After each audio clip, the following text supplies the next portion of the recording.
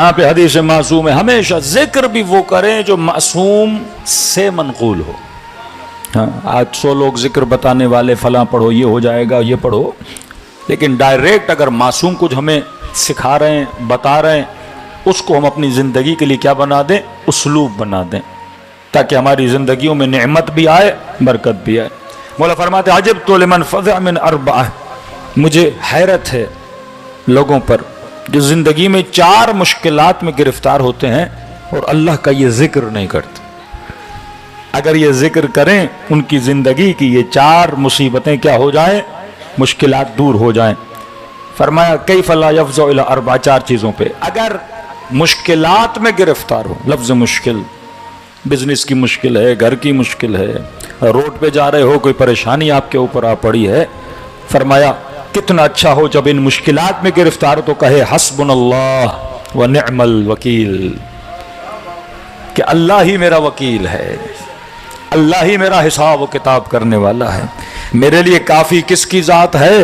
پروردگار عالم کی ذات ہے. مولا فرماتے کیوں؟ کیونکہ فإنی سمعت اللہ عز وجل یقول بعقبها، میں نے خود سنا خداوند متعال سے کہ خدا خود کہتا ہے کہ جو یہ کہے حسبنا اللہ و نعم الوکیل فانقلبوا بنعمت من اللہ وفضل، اس جملے کے کہنے کے بعد خدا اس کی زندگی کو نعمتوں اور فضل و کرم سے مالا مال کر دیتا ہے.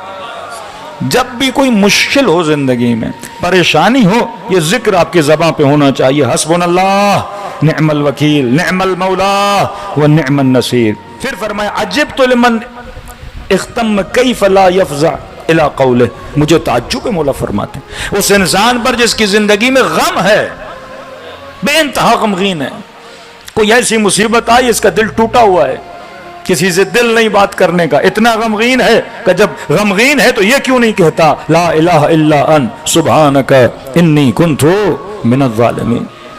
جناب یونس کتنے غمگین تھے، تک و تنہا تھے، اللہ نے کسی نبی کو اس طرح قید نہیں کیا جس طرح یونس کو کیا.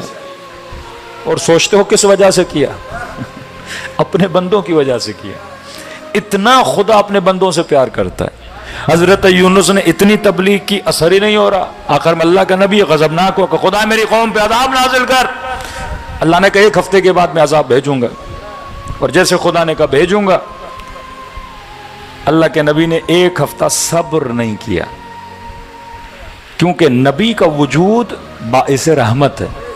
خدا جب عذاب بھیجتا تھا پھر نبی کو کہتا تھا اس بستی سے باہر چلا جا، تو رہے گا تو میں عذاب نازل نہیں کروں گا. اب 1 ہفتے کی مہلت بھی تو تھی نا، 1 ہفتہ بھی حضرت یونس محنت کر سکتے تھے، زحمت کر سکتے تھے، ایک بندے کو عذاب سے بچائیں، لیکن 2-3 دن میں یونس نکل کے چلے گئے. فَوَزَّنُونَ ذَهَبًا مُغَاضِبًا أَن لَّن نَّقْدِرَ عَلَيْهِ، وہ مچھلی کا ساتھی غصہ کر کے نکل گیا اور یہ سمجھا کہ ہمارا ہاتھ اس تک نہیں پہنچتا. فرمایا ہم نے مچھلی کے پیٹ میں اسے کیا کر دیا؟ قید کر دیا. اور کتنے دن بعد کہتے ہیں 40 دن بعد کہتے ہیں زیادہ، جب حضرت یونس کو مچھلی نے باہر نکالا، کھال اتنی نرم ہو چکی تھی کہ نہ دھوپ کو برداشت کر پا رہے تھے. 40 دن کوئی بندہ ایک ایسی جگہ پہ بند رہے، اور کس طرح نکلے؟ جب یہ ذکر پڑھا حضرت جبرائیل نے آ کر سکھایا کہ کہو لا الہ الا انت سبحانک انی کنت من الظالمین. بڑی سے بڑا غم ہو مولا فرماتے ہیں عجب، تو مولا فرماتے مجھے تعجب ہے یہ بندہ غمگین ہے، کبھی اس کے در پہ جاتا ہے کبھی فلاں کے در پہ جاتا ہے، جو در باعث نجات ہے اسے تو پکارتا ہی نہیں ہے. مشکلات ہوں تو کہ حسبنا اللہ نعم الوکیل نعم المولا و نعم النصیر. غمگین ہو جاؤ، بیٹی کا غم ہے، بیٹے کا غم ہے، مال کے چھننے کا غم ہے، کوئی بھی غم ہے. بعض میں ہے 7 مرتبہ آیت اللہ قاضی تو اپنے شاگردوں کو جو علم عرفان سیکھتے تھے کہتے تھے ہر نماز کے بعد سجدے میں جا کے کم از کم 700 مرتبہ، ہاں زیادہ نہیں 100 مرتبہ. اور اس کے فوائد ہیں، وہ ٹاپک موضوع نہیں ہے، بہت زیادہ ذکر کے فوائد ہیں. انسان کہے فرمایا فإنی سمعت، کیونکہ میں نے خدا سے سنا، بقولہ فاستجبنا له ونجيناه من الغم. جب یونس نے یہ کہا تو خدا کہتا ہے ہم نے اجابت بھی کی اور یونس کو اس غم سے کیا کر دیا؟ آزاد کر دیا. تیسری چیز فرمایا عجبت لمن مکر به کیف لا یفزع الی قولہ. مجھے تعجب ہے اس انسان پر جسے یہ ڈر ہے کہ مجھے کوئی دھوکہ نہ دے. آپ بزنس کی ڈیل کر رہے ہیں, آپ کو نہیں پتا بندہ صحیح ہے نہیں ہے. آپ بیٹی کا رشتہ کروا رہے, آپ کو نہیں پتا لڑکا صحیح ہے نہیں ہے, ریسرچ کر دی, پھر بھی آپ پریشان ہو کہیں مجھے دھوکہ دہی نہ ہو جائے, میرا مال لے کے نہ چلا جائے. کسی انسان کے ساتھ ڈیل کر رہا ہوں, بزنس میں نقصان نہ ہو جائے, سفر پہ جا رہا ہوں, اگلا بندہ مجھے دھوکہ نہ دے, کہیں پہ سو رہا ہوں, میرے ساتھ کوئی مسئلہ نہ ہو جائے, میری جیب سے کوئی چیز نکال کے نہ لے جائے, مجھے نہیں پتا, دھوکہ نہ ہو جائے. فرمایا عجبت لمن مکر بے, سے پتا نہیں کہ میں دھوکے میں آؤں کہ نہیں. قولہ وافوض امری الی اللہ ان اللہ بصیر بالعباد. جب بھی کوئی معاملہ کرو ریسرچ کر لی, لیکن اب بھی دل میں تھوڑا بہت ڈاؤٹ ہے تو فوراً جملے یہ زبان پہ لاؤ کہ خدا یہ امر میں کس کے حوالے کر رہا ہوں, یہ معاملہ کس کے حوالے کر رہا ہوں, تیرے حوالے کر رہا ہوں. فرمایا فإنی سمعت اللہ جل وتقدس یقول بعقبها فوقاه اللہ سیئاتہ. پھر میں نے اللہ سے سنا, اللہ کہتا ہے میں نے لوگوں کے معاملات کو کیا کر دیا, صحیح کر دیا. چوتھی چیز فرمایا عجب تو مجھے حیرت لمن اراد الدنیا وزینتها, جو یہ چاہتا ہے اسے دنیا بھی ملے اور دنیا کی زینتیں بھی ملیں, حلال زینتیں, حرام نہیں. جو یہ چاہتا ہے مجھے دنیا بھی ملے اور دنیا کی زینتیں بھی ملے. کیف لا یفزع الی قولہ تبارک و تعالی, کیسے وہ اللہ کے اس قول کو نہیں پڑھتا ما شاء اللہ لا قوت الا باللہ. یہ ذکر کرنے سے خدا انسان کو دنیا کی نعمتوں سے مالا مال کرتا ہے. پھر حدیث معصوم اس کے ذیل میں فرمایا ایک بھائی امیر ایک بھائی غریب ہے, ایک مومن امیر ہے ایک مومن غریب ہے. فرمایا کسی کے بڑے گھر کو دیکھ کر اپنی چھوٹی جھوپڑیوں کو خراب نہ کیا کرو, کبھی حسد میں مبتلا نہ ہوا کرو. کسی کی اچھی گاڑی دیکھی, کسی کا بڑا گھر دیکھا فلاں بندہ امیر ہو گیا ہے, فلاں کو جاب میں ترقی ملی, فلاں گریڈ کا آفیسر بن گیا ہے. فرمایا جب بھی کوئی ایسی چیز تمہارے سامنے آئے تو معصوم فرماتے ہیں یہ پڑھا کرو ما شاء اللہ لا قوت الا باللہ. جب یہ ذکر کرو گے اور بغیر حسد کے کرو گے کہ خدا تم نے فلاں کو عطا کیا ہے, یہ نعمت مجھے بھی عطا کر, کہ ذکر کے کرنے کے بعد خدا وہ نعمت تجھے بھی عطا کر دیتا ہے. کبھی کسی کو دیکھ کر حاسد نہ بنا کرو. تبھی امیر المومنین فرماتے ہیں کہ ہمیشہ انسان کی نگاہ کس پہ ہونی چاہیے, پروردگار عالم پہ ہونی چاہیے. امید معدن خزائن کس کی ذات ہے, پروردگار عالم کی ذات ہے. آپ زیارت جامع کبیرہ میں پڑھتے ہیں, اس میں ہم کہتے ہیں اے اہل بیت رسول, آپ میں اور اللہ میں نعمت دینے کے حوالے سے کوئی فرق نہیں ہے. جس طرح خدا عطا کرتا ہے اسی طرح آپ عطا کرتے ہیں, بس ایک فرق ہے کہ آپ اس کے معبود ہیں, وہ آپ کا خالق ہے.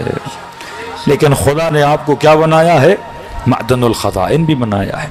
اللہ نے مظہر صفات بنایا ہے اہل بیت علیہ الصلوۃ والسلام کو, تو وہ جو کچھ خدا دے سکتا ہے وہی کچھ اہل بیت خدا سے لے کر ہمیں عطا کر سکتے ہیں. یہ فرش ادا ابا عبداللہ الحسین ہے. دنیا چاہیے تو حسین, آخرت چاہیے تو حسین, سب کچھ اس در سے خدا انسان کو عطا کرتا ہے, لیکن مانگنے کا ہنر بھی آنا چاہیے.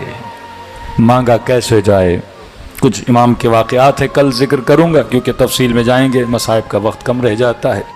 بہت بڑے عالم دین کہتے رسول خدا جب اسیر کرتے تھے جنگی قیدیوں کو, رحمت للعالمین تھے نا, کہتے جب پتھر مارے گئے تو رسول کا صاحب نے کہا یا رسول اللہ آپ ایک بد دعا کیوں نہیں دیتے. فرمایا میں وہ نبی ہوں ہی نہیں جو بد دعا دے, میں ہمیشہ اپنی قوم کے لیے اللہ سے رحمت کی درخواست کرتا ہوں. فرمایا اس لیے مبعوث ہی نہیں ہوا کہ میں بد دعا دوں. یہودی قیدی لکھنا پڑھنا آتا تھا, نبی کہتے تھے 10 لوگوں کو لکھنا پڑھنا سکھاؤ آزاد کر دوں گا. کہتے یہ ڈیلی آتا تھا سکھاتا تھا, کئی دن گزر کر نہیں آیا. نبی نے کہا کہاں گیا یہ جوان, کہ یا رسول اللہ سنا ہے بیمار ہو گیا, کہ چلو اس کی عیادت کے لیے چلتے ہیں. اس کے گھر پہنچے, بستر پہ بیمار, سمجھ گئے آخری وقت اس کا حالت احتضار ہے, مر جائے گا. نبی اس کے سرانے پہ بیٹھے, یہودی قیدی ہے. رسول نے فرمایا تیرا کئی مسلمانوں پہ احسان ہے, تم نے لکھنا پڑھنا سکھایا ہے, مصطفیٰ بھی تجھ پہ احسان کرنا چاہتا ہے. فرمایا آخری وقت ہے, کلمہ پڑھو, مسلمان بنو, شہادتین کہو, میں تجھے جنت کی طرف بھیجنا چاہتا ہوں. کہتے جوان بے ہوش ہوتا تھا پھر ہوش میں آتا تھا. جب رسول نے یہ کہا اس نے ایک نگاہ رسول کو دیکھا, اس کے ماں باپ کھڑے تھے, اس کمرے کے اندر اس نے پھر ایک نگاہ اپنے باپ کو دیکھا، پھر بے ہوش ہو گیا۔ نبی سمجھ گئے دل تو ہے، ماں باپ کے سامنے کیسے کہے، شرمندہ ہو رہا ہے۔ پھر اس کی آنکھیں کھلی، نبی نے پھر دعوت دی، اس کا باپ سمجھ گیا، بیٹے کے قریب آیا، کہ بیٹا اگر تیرا دل ہے محمد کو ماننے پہ میں تجھے نہیں روکوں گا، اگر تیرا دل ہے میں تجھے نہیں روکتا۔ جیسے باپ نے کہا، اس نے رسول خدا کو دیکھ کے کہا اشہد ان لا الہ الا اللہ واشہد ان محمد رسول اللہ۔ میرے استاد کہا کرتے تھے جو ایک یہودی کے لیے رسول اتنا پریشان ہو، جسے آخر دم تک کلمہ پڑھوا رہے ہیں، اور جیسے اس کی روح بدن سے نکلی، اس کے والدین کو کہا اس کے جنازے کو ہاتھ نہیں لگائیے گا، میں مسلمانوں کو بلاتا ہوں، اس کو غسل ہم خود دیں گے، کفن ہم خود دیں گے، تدفین رسول خدا نے خود کی۔ جو تازہ مسلمان کے لیے اتنا فکر مند ہو، کیا وہ ہمارے لیے فکر مند نہیں ہوگا؟ دعا ابو حمزہ سمالی کے جملے کہ پروردگارا اگر تو مجھے جہنم میں بھیجے گا تو میرے جہنم میں جانے سے خوش کون ہوگا؟ تیرا دشمن شیطان خوش ہوگا، لیکن اے خدا مولا فرماتے ہیں اگر تو ہمیں جنت میں بھیجے گا کون خوش ہوگا؟ تیرا نبی خوش ہوگا۔ تو اے خدا تو بتا تو کسے خوش کرنا چاہتا ہے، شیطان کو یا اپنے نبی کو؟ ہاں، یہ نگاہ اہل بیت کی، یہ نگاہ رسول خدا کے لیے یقیناً حضرت محمد مصطفیٰ، یقیناً ان کی بیٹی فاطمہ الزہرا سلام اللہ علیہا، جو یہ فرمائے میں تب تک جنت میں نہیں جاؤں گی جب تک میرے حسین کا جنت میں نہ چلا جائے عزادار۔